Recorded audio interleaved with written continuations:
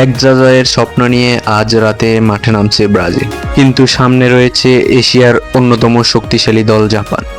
তাহলে কি শুরু হবে ব্রাজিলের নতুন ইতিহাস, নাকি চমক দেখাবে জাপান? ফিফা ওয়ার্ল্ড কাপ 2026-এ নকআউট পর্বে আজ মুখোমুখি হচ্ছে ব্রাজিল ভার্সেস জাপান। 6 নম্বর বিশ্বকাপ শিরোপা জয়ের লক্ষ্যে মাঠে নামবে সেলেসাওরা।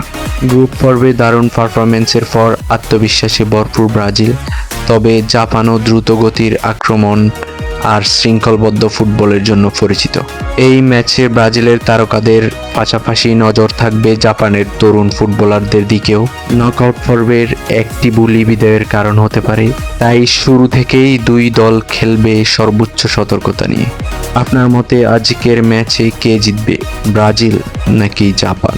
এখনই কমেন্টে আপনার স্কোর প্রেডিকশন জানিয়ে দিন। আর এমন আরও বিশ্বকাপ আপডেট পেতে আমাদের পেজটিকে ফলো করতে ভুলবেন না।